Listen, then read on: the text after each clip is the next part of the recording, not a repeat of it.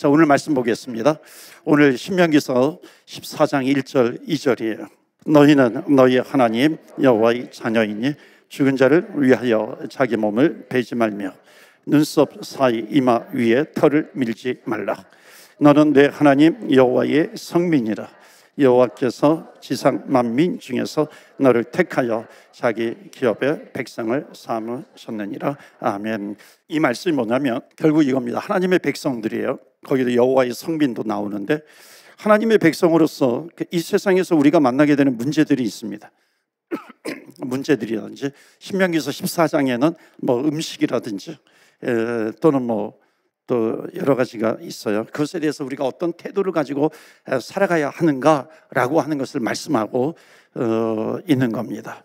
특별히 이제 세 가지에 대해서 그 믿음의 백성들은 어떻게 해야 되는가 하는 그런 태도가 여기에 지금 나오고 있습니다. 첫 번째가 뭐냐면 죽음이에요.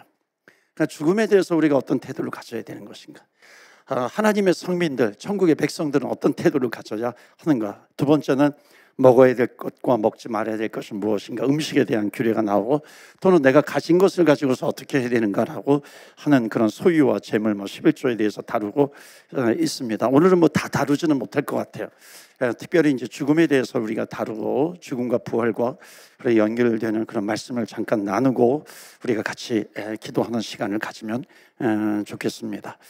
우리 하나님 믿는 사람들은 죽음을 어떻게 받아들여야 될 것인가. 가족들의 죽음이 있어요. 그러니까 내가 정말로 아끼는 사람을 잃었을 때에 내가 어떻게 반응해야 되는가라고 하는 것을 알려주고 있는 겁니다. 자, 성경의 1절 다시 한번 보여주시면요, 두 가지 하지 말라고 해요. 그렇죠? 1절 보시면 너희는 너희 하나님 여호와의 자녀이니 죽은 자를 위하여 뭐라 그럽니까? 첫 번째, 자기 몸을 베지 말라. 그러니까 자기 몸을 베지 말라라고 하는 것은 자해하지 말라는 거죠. 고통, 그러니까 자기 몸에 고통을 주지 말라라고 하는 겁니다. 엘리야 선지자가 바알과 아세라 그 선지자들 850명과 싸워서 그 제단을 수축하고 누구의 신이 진짜인가 그러면서 자기 섬기는 우상 신을 막 부르잖아요. 그때 그 바알과 아세라 신을 섬기는 우상 숭배자들이 막 이렇게 기도하는데 불을 내려달라는데 내려지지가 않잖아요. 그때 자기 칼로 막 자해하고 그렇게 하는 일이 있었죠.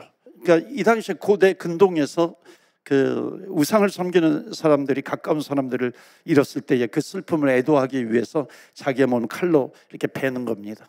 그러니까 자기 몸을 칼로 베면서 어찌 보면 그 고통을 느끼면서 그 가까운 사람이 죽었어요. 그러면 슬픔이 있잖아요. 그러니까 슬픔을 이렇게 참여한다는 겁니다. 그 다음에 두 번째가 뭐냐면은 이마 위에 털을 밀지 말라라고 하는 겁니다. 그러니까 이 당시에 털을 미는 행위도 뭐냐면은 죽은 자를 섭섭하지 않게 해야 된다. 이런 게 문화가 있었습니다. 또 죽은 자를 섭섭하게 하지 않아야 내가 해안받지 않는다. 이런 의미도 있어요. 그래서 이제 털을 밀고 하는 것이 죽은 자에 대한 예의처럼 그 당시에 이제 이 시대의 고대 근동에 있었던 그런 하나의 죽은 자를 애도하기 위한 그런 문화이기도 합니다. 근데 하나님은 절대로 죽은 자와 어떤 연관을 짓는 것을 허락하지 않으셨어요. 그렇기 때문에 절대로 이런 것에 동화되지 말라. 너희들 가나안 땅에 들어가면 하나님의 성민, 여호와의 성민, 하나님의 백성으로 이런 것과 이런 것에 동화되지 말라고 이야기를 하는 거죠. 왜냐하면 그 이유가 있어요. 그러니까 이방 사람들이 그렇게 해요. 그 이방 사람들이 그렇게 하는 그 아주 중요한 이유가 뭐냐면 이겁니다. 죽음이 끝이라고 생각하는 거예요. 뭔가 우상을 섬기고 뭔가 자기네들 나름대로 뭔가 섬기는 것 같지만은 죽음이 끝인 거예요. 그게 이제 그들의 마음속에 그렇게 가득 차 있는 겁니다. 여러분, 우리는 누구예요? 죽음이 끝입니까? 아니잖아요. 우리는 죽음이 끝이 아니라 죽음 뒤에 부활이 있다라고 하는 것을 우리는 믿는 하나님의 백성입니다. 거룩한 백성이죠. 그래서 본문 2절에 보면 너는 내 하나님 여호와의 성민이라. 저 거룩할 성자거든요. 백성 민자예요. 거룩한 백성이다라고 하는 겁니다. 그러니까 거룩한 백성, 여호와의 성민. 그러니까 여호와의 성민이 누구냐면, 거룩한 백성이 누구냐면 그러니까 믿음으로 반응하는 사람이에요. 그러니까 믿음으로 하나님은 반응하기를 원하시는 거거든요. 이것을 알고 있어요. 그렇기 때문에 죽음 앞에서도 끝까지 믿음으로 반응하는 겁니다. 죽음은 고난을 더 확대한 거예요. 이 세상의 어떤 한계로만 보면은 죽음이라고 하는 것은 우리 인간이 넘어가지 못하는 그런 어떤 나름대로 우리 인생에게 준 마지막 이거 고통이라고 생각을 하는 겁니다. 그러니까 이건 어찌 보면 고난과 고통의 연장선상에 있는 것으로서 최고의 고난 가운데 고통이다라고 하는 것으로 느껴지는 게 우리 인간입니다. 그러니까 이 세상의 끝이다라고 하는 사람들은 그것을 느끼게 되는 거죠. 그런데 우리는 뭐냐면 죽음이 끝이 아니잖아요. 우리에게는 영원한 부활이 있어요. 그러니까 영원한 부활이 있다라고 하는 말씀을 붙들고서 믿음으로 반응하는 사람이 누구냐면 여호와의 성민이다. 2절에 이렇게 나오고 있습니다. 자, 다시 한번 읽어볼까요? 2절 시작. 너는 내 하나님 여호와의 성민이라. 여호와께서 지상 만민 중에서 너를 택하여 자기 기업의 백성으로 삼으셨느니라. 아멘. 그러니까 여호와의 백성인 하나님께서 선택하셨고 그 선택하셨기 때문에 하나님의 자녀가 되는 것이고 그리고 기업을 주신다. 상속자가 된다라고 하는 것을 말씀하고 있습니다. 그래서 모든 고난에 대해서 여호와의 성민은 믿음으로 반응하는 것입니다. 왜냐하면 우리는 부활을 믿기 때문입니다. 부활을 믿기 때문에 우리는 믿음으로 반응하면서 가는 거죠. 여러분, 우리 가족이 죽었을 때요, 임종했을 때 이 죽음이 내 앞에 일어난 사실인 것처럼 그런 부활도 사실이라고 하는 것을 믿으시기를 축원합니다. 아멘. 예수님께서 십자가에 죽으신 것도 사실이고 예수님께서 3일 만에 사망 권세를 이기시고 부활하신 것도 사실인 것입니다. 그러니까 여호와의 성민은 누구냐면 믿음이 있는 사람인데 그것에 대해서 믿는 거죠. 하나님의 말씀에 대해서 믿는 겁니다. 그러니까 믿음으로 반응하는 거죠. 죽음이 현실인 것처럼 부활도 현실이다. 그러니까 믿음으로 반응하는 겁니다. 그래서 우리는 하나님의 자녀라고 하는 정체성을 가지고 있는 겁니다. 하나님의 자녀의 정체성이 뭐예요? 정체성은 믿음이잖아요. 그러니까 감정으로 반응하는 것이 아니라 믿음을 가지고 사는 겁니다. 오해하시면 안 돼요. 감정이 잘못됐다라고 하는 것이 아닙니다. 우리 인간에게는 감정이 있죠. 그런데 감정이 있는데 여러 가지 나타나는 그런 현상을 우리는 감정으로만 반응하는 것이 아니잖아요. 그건 여호와의 성민이 아니죠. 그러니까 여호와의 성민은 감정을 무시하지 않아요. 감정이 있어요. 그런데 믿음을 붙들고 가다 보면은 감정은 말씀의 지배를 당하는 겁니다. 그러니까 감정은 있어요. 그러나 내 감정은 있지만 하나님 여호와의 성민이 내 말씀을 붙듭니다. 감정이 아직 해소되지 않았어요. 그러나 말씀을 붙들고 약속을 붙들고 내가 끝까지 그것을 붙들고 나가는 겁니다. 말씀 붙들고 기도하고 말씀 붙들고 찬송하고 그러니까 말씀을 암송하면서 묵상하면서 걸어가는 것이고 그렇게 말씀을 붙들고 있다 보면 어느 순간에 나를 아프게 하고 힘들게 했던 그런 감정이 싹 사라지는 겁니다. 왜냐하면 내 감정보다도 나는 믿음의 자녀이기 때문에 하나님 말씀에 대해서 믿음으로 반응하면 그 말씀이 내 감정보다도 더 크기 때문에 반드시 감정은 지배가 되는 겁니다. 말씀의 지배를 받게 되는 거죠. 그러니까 처리가 되는 거죠. 그런데 이것을 왜 하지 못해요? 그러니까 감정이 불쑥불쑥 올라오기 때문에 그런 거죠. 그 말씀이 뒷전으로 가요. 그래서 이런 믿음의 공동체가 굉장히 중요한 겁니다. 그러니까 속회 공동체, 이런 기도하는 공동체. 왜냐하면 그 시간에는 그래도 기도하게 하고 자꾸만 같이 기도하자, 초대하기도 하고 그러면서 우리가 같이 이런 힘든 세상, 어쩌면 힘든 세상이라고 하는 것은 내 감정이거든요.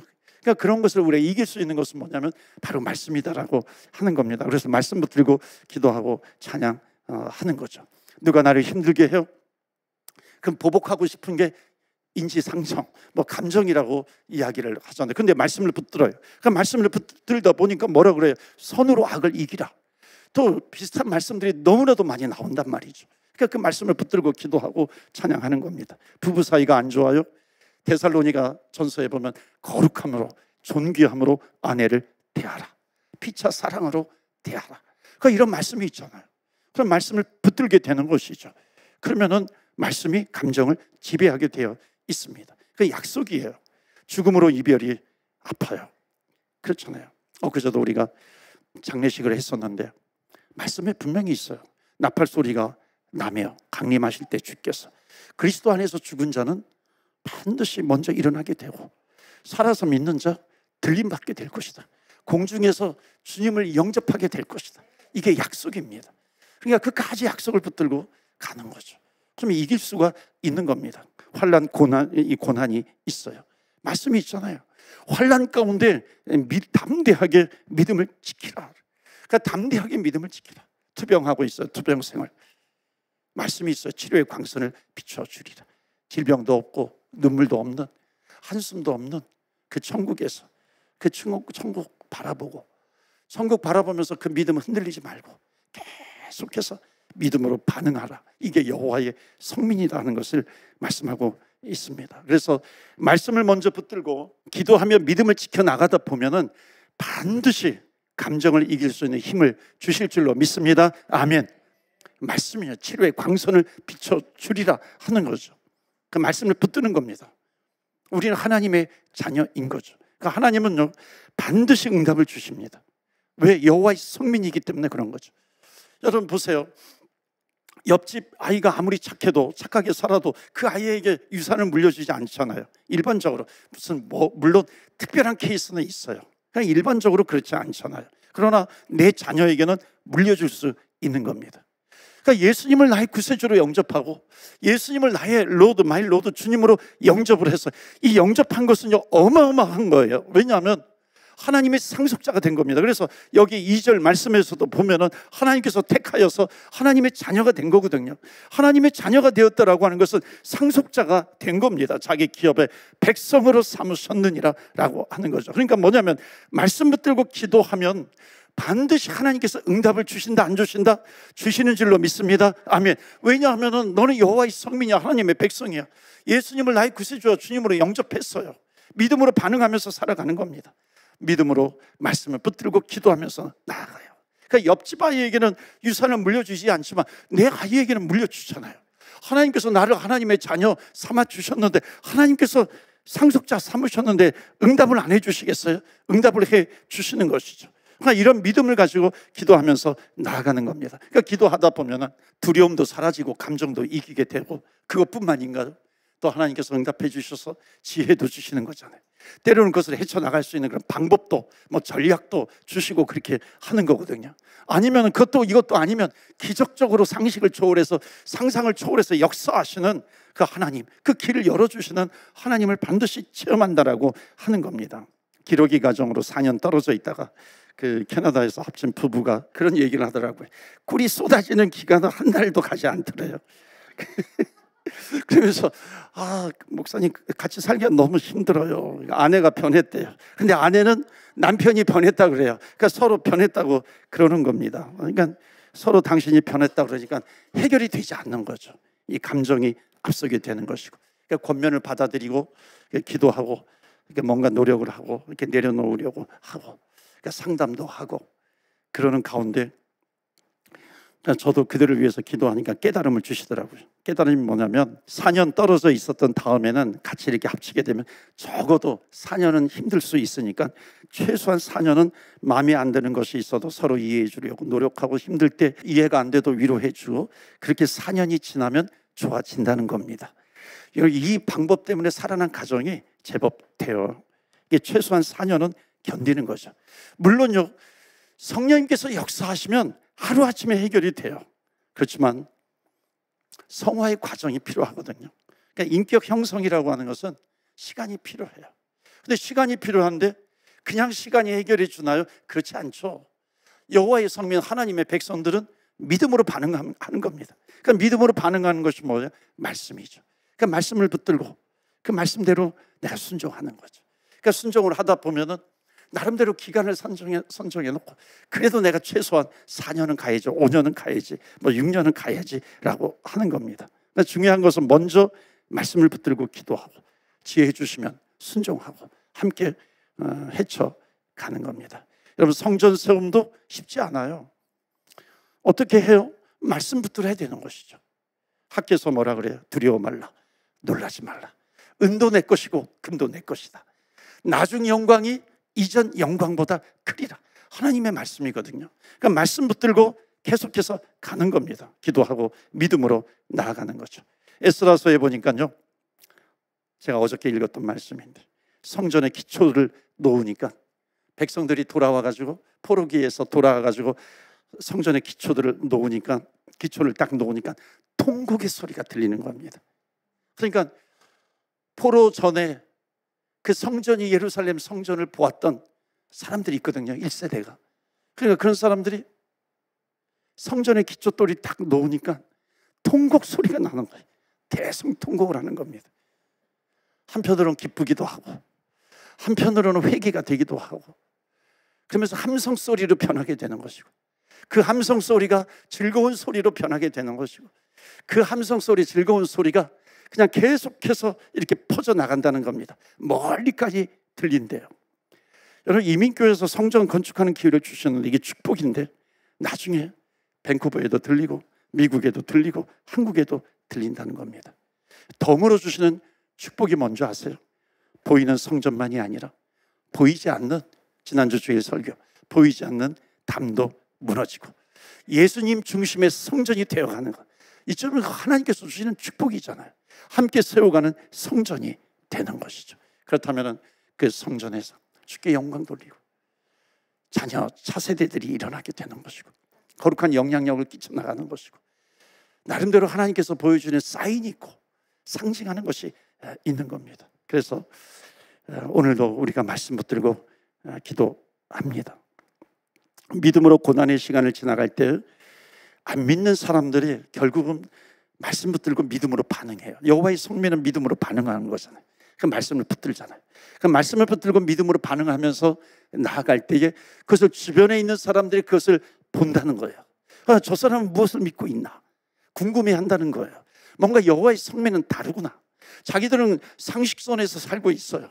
나름대로 감정이 지배를 받으면서 살아가고 있어요. 근데 저들은 다르거든요.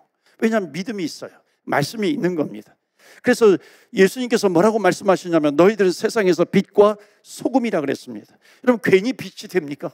괜히 소금이 됩니까?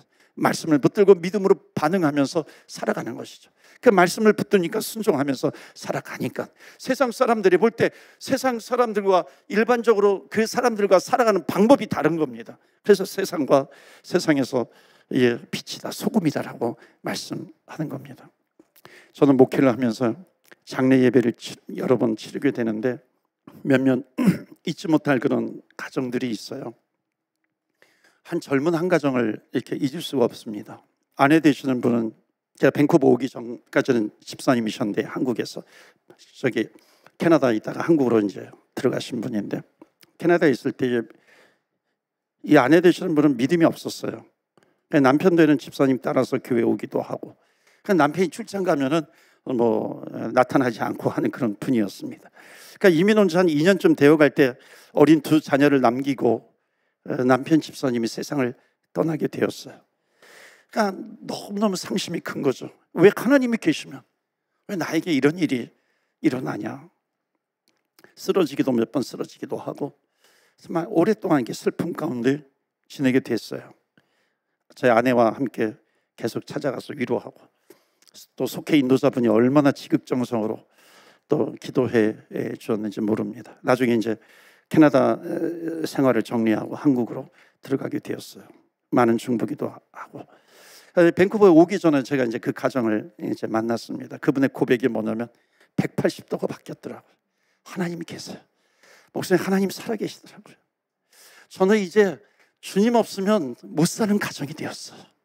주님 없으면 살아갈 수가 없어요. 지금도 자녀들에게 아빠 만날 때까지 천국에서 아이들에게 믿음을 심어주고 있어요. 그러면서 눈물을 계속해서 흘리더라고요. 만나지 못하고 보지 못하는 그런 마음이 얼마나 아프겠어요. 어떻게 있겠어요. 그러나 우리에게는 뭐가 있냐면 말씀이 있습니다. 예수님이 계세요. 낙심하지 말아야 되는 겁니다. 여러분, 말씀을 붙들면 죽음이 사실인 것처럼 부활도 사실인 거예요. 이 말씀이 믿어지는 겁니다. 그렇기 때문에 부활을 주님께서 부활하셨기 때문에 죽음도 사실이고 부활도 사실이고, 어느 것이 나에게 더 크게 다가오는 것인가. 그렇기 때문에 믿는 자에게는 죽음조차도 희망이 될 수 있는 줄 믿습니다. 아멘. 말씀 붙들지 못하면 이것은 도대체 할 길이 없는 거죠. 어떻게 죽음이 소망이 돼요? 어떻게 죽음이 희망이 되냐 말이에요. 말씀이 없는데. 말씀이 있으면 죽음조차도 희망이 되고 소망이 되는 겁니다. 그런데 보니까는 예수님께서 이미 십자가에서 이 일을 행하신 거거든요. 많은 사람들이 예수님의 죽음 때문에 슬퍼하고 낙심하고 있을 때에 3일 만에 부활하신 예수 그리스도, 이것을 예수님을 믿는 사람들에게 그대로 보여주신 예수 그리스도, 제자들에게도 보여주시고 예수님이 부활하신 모습을 500명이나 보게 되고, 그 다음에 그 이후에 계속해서 보게 된다라고 하는 것. 그러니까 본다라고 하는 것은 뭐냐면 믿음이에요. 믿음으로 보게 되는 것입니다. 그렇기 때문에 부활이라고 하는 것도 사실이다. 부활이라고 하는 것도 우리가 붙들고 살아가야 하기 때문에 이 세상에 어떤 고난과 그런 것도 사실인 것처럼 무시하는 게 아니죠. 사실이죠. 그러나 우리에게는 그것보다 더 큰 부활이 있어요. 다시 살아나는 것이 있기 때문에 다시 살아나는 그 천국, 하나님 아버지, 우리가 영원히 사시는 그 주님을 붙들고 끝까지 믿음으로 반응하면서 달려가는 겁니다. 그렇기 때문에 예수님께서 우리에게 말씀하신 것이 뭐냐면 길이요 진리요 생명이라 그랬습니다. 길이 되시고 진리가 되시고 생명이에요. 생명이 왜 마지막인 줄 아세요?